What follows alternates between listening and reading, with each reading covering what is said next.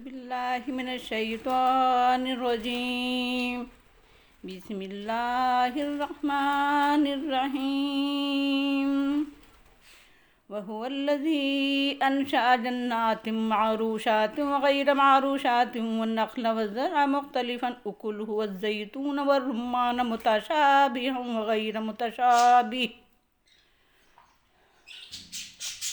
کلوا من ثمرہ اذا اثمر وآتوا حقہ یوم حصادہ ولا تسرفوا انہ لا يحب المسرفین ومن الانعام حمولة وفرشا کلوا مما رزقکم اللہ ولا تتبعوا خطوات الشیطان انہ لکم عدو مبین ثمانیة ازواج من الذکر اثنین ومن المعز اثنین قل الذکرین حرم ام الانثیین اما اشتملت علیہ ارحام الانثیین نبئونی بعلم ان کنتم صادقین ومن الابل اثنین ومن البقر اثنین قل الذکرین حرم ام الانثیین اما اشتملت علیہ ارحام الانثیین ام کنتم شہداء اذ وصاکم اللہ بہذا فمن اظلم ممن افترى علی اللہ کذبا لیضل الناس بغیر علم ان اللہ لا یہدی القوم الظالمین۔ اور اللہ وہ ہے جس نے پیدا کیے باغات ٹٹیوں پر پھیلے ہوئے اور وہ جو مچانوں اور ٹٹیوں پر نہیں پھیلتے ہیں، اور نخلستان اور کھیتیاں مختلف ہیں ان کی پھل پھلاری، اور زیتون اور انار کے باغات ایک دوسرے سے ملتے جلتے جو ایک دوسرے کے مشابہ نہیں ہوتے، کھاؤ ان کے پھل جب وہ پھلیں اور ان کا حق ان کے کٹنے کے دن ادا کرو اور اسراف نہ کرو، یقیناً فضول خرچی کرنے والوں کو اللہ پسند نہیں کرتا ہے۔ اور جانوروں میں بار بردار اور فرش، یعنی جن کے بالوں اور جن کی اون سے فرش تیار ہوتے ہیں، یا جو زمین سے اس طرح لگ کر چلتے ہیں اور رینگتے ہیں جیسے فرش زمین سے لگا ہوتا ہے۔ کھاؤ ان چیزوں میں سے جو اللہ نے تم کو رزق دیا ہے، یعنی نباتاتی اور حیوانی دونوں قسم کی غذائیں، اور شیطان کے قدموں کی پیروی نہ کرو کیونکہ تمہارے لیے کھلا ہوا دشمن ہے۔ 8 جوڑے ہیں، 2 بھیڑوں میں اور 2 بکریوں میں سے، کہو دونوں نر حرام ہیں یا دونوں مادہ، یا وہ جن پر مشتمل ہیں دونوں ماداؤں کے رحم، مجھے آگاہ کرو علم کے ذریعے اگر تم سچے ہو۔ اور اونٹوں میں سے 2 اور گائے میں سے 2، پوچھو دونوں نر حرام ہیں یا دونوں مادائیں، یا وہ جن پر مشتمل ہیں دونوں ماداؤں کی بچے دانیاں، آیا تم حاضر تھے اس وقت جب تم کو اللہ نے اس کی وصیت کی تھی؟ تو کون زیادہ ظالم ہے اس سے جس نے اللہ پر جھوٹی تہمت لگائی تاکہ لوگوں کو گمراہ کرے بغیر علم کے۔ بلا شبہ اللہ تعالیٰ ظالموں کو ہدایت نہیں دیتا ہے۔ یہ سورہ الانعام کا 17واں رکوع ہے جس کی تلاوت کی گئی اور ترجمہ پیش کیا گیا۔ آئیے اس کو سمجھنے کی کوشش کریں۔ سوال یہ ہے کہ اللہ کون ہے، معبود برحق کون ہے، مطاع حقیقی کون ہے؟ جواب یہ ہے کہ وہ ہے جس نے گھنے اور پھولوں اور پھلوں سے لدے پھندے باغات پیدا کیے، وہ باغات جن پر ٹٹیوں پر پونٹریں ہوتے ہیں جیسے تاگستان، اور وہ باغات جو اپنے تنوں پر کھڑے ہوتے ہیں جیسے نخلستان، مختلف قسم کے غلوں کی کھیتیاں، زیتون اور انار کے باغات ایک دوسرے سے ملتے جلتے اور جدا جدا رنگ و روپ، الگ الگ صورت شکل اور طرح طرح کا مزہ، لطف و لذت رکھنے والے شیریں، کھٹ میٹھے اور کھٹ مندرے پھلوں والے باغات، پھولوں، پھلوں، غلوں، ترکاریوں اور اناج وغیرہ نباتاتی غذاؤں کے متعلق اللہ تعالیٰ نے ایک ہدایت تو یہ دی کہ کھاؤ ان کے پھل جب کہ وہ پھلیں، اور استعمال کرو بطور غذا جب کہ وہ پیدا ہوں، یعنی نہ کھانا اور کھانے پر اپنی طرف سے پابندیاں لگانا، خصوصاً حلال غذاؤں کو حرام ٹھہرا لینا ہرگز روا نہیں ہے، کیونکہ تم بندے ہو، شریعت پر عمل کرنا تمہارا کام ہے، شریعت بنانا تمہارا کام نہیں ہے۔ اور جب رازق نے تمہارے لیے رزق اتارا ہے تو تم کو اس سے گریز جائز نہیں ہے۔ کھاؤ کہ حکم اور اجازت کی خلاف ورزی بھی نالائقی ہے اور نافرمانی ہے۔ دوسری ہدایت یہ دی گئی کہ اس پیداوار کا حق ادا کرو، اور جہاں تک ہو سکے اسی دن ادا کرو جس دن کھیتی کٹے یا باغ توڑا جائے، لیکن اگر فی الفور ادا نہ ہو سکے تو اس واجب کو ادا کرنا بہرحال ضروری ہے۔ اس حق کو پیداوار کی زکوٰۃ کہتے ہیں، فقہ کی اصطلاح میں اسے عشر کہتے ہیں۔ اگر آسمانی بارش سے پیداوار ہوئی تو 110 حصہ پیداوار کی زکوٰۃ ہے، اور اگر کاشتکار نے خود آبپاشی کی ہے تو 120 پیداوار کی زکوٰۃ دینا ہوگی۔ اور یہ زکوٰۃ بھی اسی طرح کا فرض ہے جیسے مال کی زکوٰۃ فرض ہے، یا جس طرح نماز اور روزہ اور حج فرض ہے۔ دنیا کے تمام مالدار اور کاشتکار مسلمان زکوٰۃ ادا کرنے لگیں تو امت کے تمام معاشی مسائل حل ہو جائیں۔ تیسری ہدایت یہ دی گئی کہ اسراف نہ کرو، فضول خرچی اور بے جا خرچی سے بچو، کیونکہ فضول خرچ شیطان کے بھائی ہوتے ہیں۔ فضول خرچی یہ ہے کہ شریعت کے خلاف خرچ کیا جائے، جہاں خرچ کا حکم یا اجازت شریعت دیتی ہے، اس کے خلاف وہاں خرچ کیا جائے جہاں شریعت اجازت نہیں دیتی ہے، یا جتنی اجازت دیتی ہے اس سے زائد خرچ کیا جائے۔ ماں باپ کے حقوق، بیوی بچوں کے حقوق، رشتہ داروں کے حقوق، پڑوسیوں کے حقوق، غربا مساکین اور آفت زدہ لوگوں اور محتاجوں، ضعیفوں، بیواؤں اور یتیموں کے حقوق ادا کرنے میں خرچ کرنا فضول خرچی نہیں ہے، بلکہ محض اپنا شوق پورا کرنے کے لیے، محض ناک کے لیے، محض عزت و شہرت اور ناموری کے لیے، محض دکھاوے اور ریا نمود کے لیے خرچ کرنا فضول خرچی ہے اور ناجائز ہے۔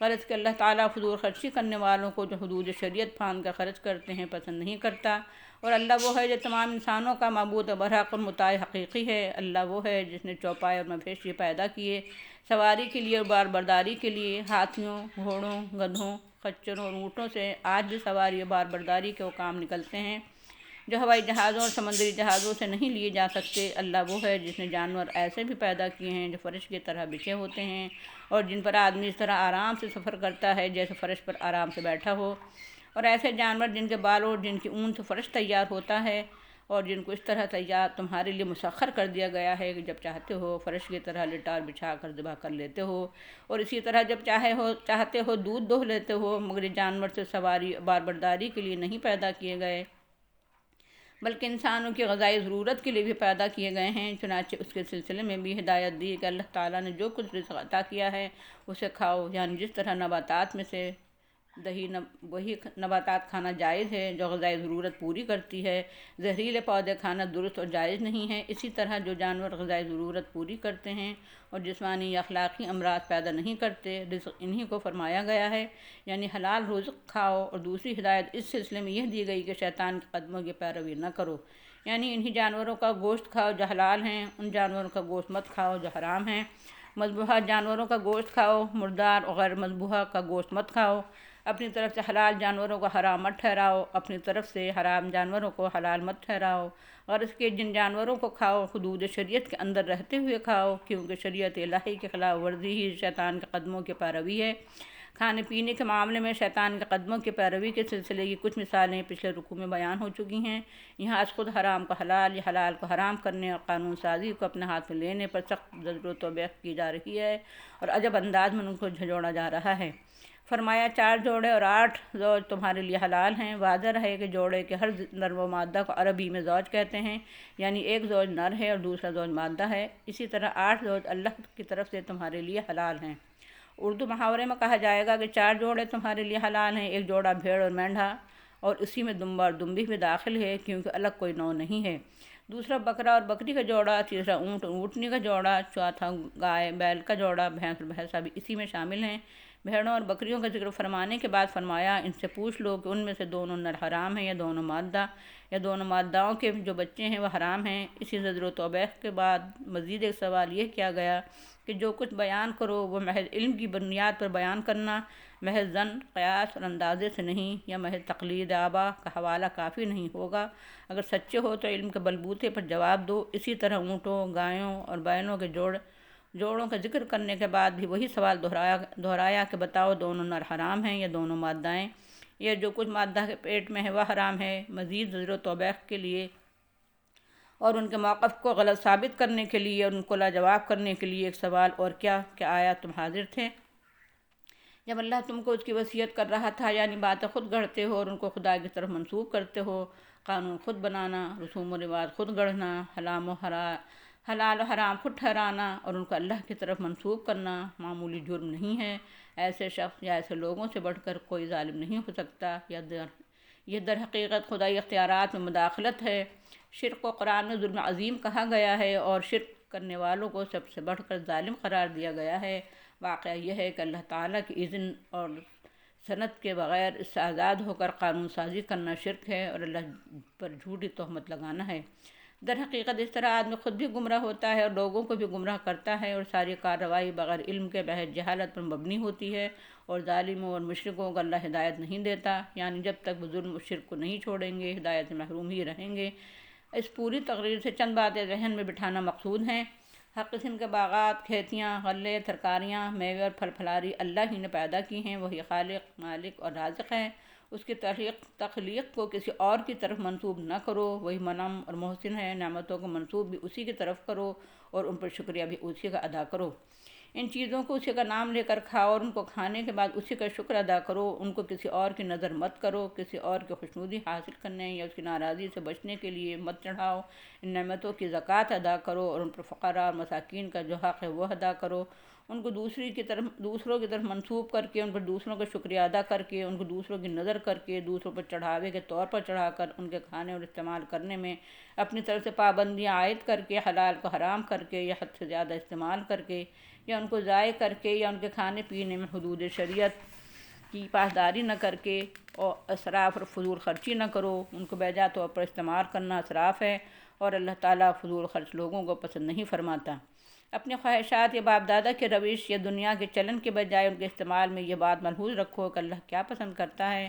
اسی طرح ہر قسم کے جانوروں اور مویشیوں اور چوپاؤں کا بھی خالق، مالک اور جانوروں کو تمہارے لیے رزق بنانے والا اور حیوانی غذائیں عطا کرنے والا بھی اللہ ہی ہے۔ ان کے سلسلے میں بھی وہ سب باتیں ملحوظ رکھنی چاہیے جو پھلوں، غلوں، میووں اور ترکاریوں کے سلسلے میں ملحوظ رکھنا ضروری ہیں، اور ان کے علاوہ جانوروں کے سلسلے میں کچھ باتیں اور بھی ہیں جو ملحوظ رہنی چاہیے۔ جو جانور اللہ نے تمہارے لیے حلال کیے ہیں انہیں خوشی سے بغیر جھجک استعمال کرنا چاہیے، اور اس سلسلے میں شیطان کے قدموں کی قطعاً پیروی نہیں کرنا چاہیے۔ مثلاً غیر اللہ کے نام سے ان کو ذبح کرنا شیطان کی پیروی ہے۔ غیر اللہ کی خوشنودی حاصل کرنے کے لیے، غیر اللہ کی ناراضی سے بچنے کے لیے، غیر اللہ کی نعمت اور احسان کے اعتراف کے بطور ان کو غیر اللہ کے نام زد کرنا بھی شیطان کے قدموں کی پیروی ہے۔ اللہ کی کتاب اور اس کے آخری رسول صلی اللہ علیہ وسلم کی سنت سے بے نیاز ہو کر اپنی طرف سے ان کو کھانے نہ کھانے کے سلسلے میں پابندیاں اور قاعدہ قانون اور دستور اور ضابطے بنا لینا یا انہیں قبول کر لینا بھی شیطان کے قدموں کی پیروی ہے۔ ایک ہی قسم کے جانور کا نر حلال ہو اور مادہ حرام ہو، یا اس کے برعکس مادہ حلال ہو نر حرام ہو، یا جانور حلال ہو اس کا بچہ حرام ہو، انتہائی غیر معمولی بات ہے۔ مشرک قومیں محض اپنے توہمات اور مشرکانہ خیالات کی بنا پر اس طرح کی پابندیاں اپنے اوپر عائد کر لیتی ہیں۔ انہی میں سے ایک یہ ہے کہ گائے مقدس ہے، اس کا ذبح کرنا اور کھانا پاپ ہے۔ سوال یہ ہے کہ کس آسمانی کتاب میں اس کو یہ درجہ دیا گیا ہے، اور کس اللہ کے نیک اور صالح بندے اور پیغمبر نے اس کی تعلیم دی ہے؟ اس کا کوئی ثبوت نہیں ہے۔ اس طرح کوئی کھانا کسی انسان کے چھو لینے سے حرام، ممنوع اور ناپاک ہو جاتا ہے، یہ بھی محض مشرکانہ تنگ نظری، تنگ ظرفی اور تنگ دلی کی بات ہے۔ ایسی قید اور پابندی اللہ نے تو کہیں نہیں لگائی ہیں۔ یہ سورہ الانعام کا 70واں رکوع ہے، جس کا آزاد ترجمہ اور مختصر توضیح پیش کی گئی ہے۔ آئیے اس کے پوائنٹس بھی نوٹ کریں تاکہ ان کو ذہن نشین کرنا آسان ہو۔ ہرے بھرے باغات، تلہاتی کھیتیاں اور طرح طرح کے جانور اللہ ہی نے پیدا کیے ہیں۔ تمام پھل، ترکاریاں، میوے اور غلے اور نباتاتی غذائیں استعمال کرنا چاہیے۔ پیداوار کی زکوٰۃ اور اس پر غریبوں اور مسکینوں کے جو حقوق ہیں وہ ادا کرنا لازم ہے۔ غذا کے معاملے میں بھی اسراف، حدود پھاندنا اور فضول خرچی ممنوع ہے۔ اللہ تعالیٰ حدود و شریعت پھاندنے والوں اور بیجا خرچ کرنے والوں کو پسند نہیں کرتا۔ تمام حلال جانوروں کا گوشت کھانا اور حیوانی غذا استعمال کرنا جائز ہے۔ اپنی طرف سے اللہ کی شریعت سے ہٹ کر جانوروں کو کھانے یا نہ کھانے کے سلسلے میں پابندی عائد کرنا جائز نہیں ہے۔ اس سلسلے میں بھی شیطان کے قدموں کی پیروی جائز نہیں ہے۔ بھیڑ، مینڈھا، دمبا، دمبی، بکرا، بکری، اونٹ، اونٹنی، گائے، بھینس، بیل اور بھینسا یہ سب جانور حلال ہیں۔ ان میں سے کسی کو حرام قرار دینا اللہ کی شریعت میں مداخلت کرنا ہے، جو شیطانی حرکت ہے۔ شیطان انسان کا کھلا ہوا دشمن ہے۔ کھانے پینے کے معاملے میں شریعت الہی کے علم پر عمل کرنا چاہیے۔ محض قیاس، وہم اور تقلید آبا یا رسوم و رواج اور اکابر پرستی یا خواہش نفس پر یا کسی قوم سے معروف ہو کر یا نقالی کر کے عمل نہیں کرنا چاہیے۔ جن لوگوں نے اللہ تعالیٰ کی کتاب اور اس کے رسول صلی اللہ علیہ وسلم کی سنت سے ہٹ کر اپنی طرف سے اصول اور ضابطے اور رسوم و رواج بنائے ہیں، تو وہ جواب دیں کیا وہ اس وقت اللہ کے دربار میں موجود تھے جب ان کے بقول اللہ نے فرض احکام دیے تھے؟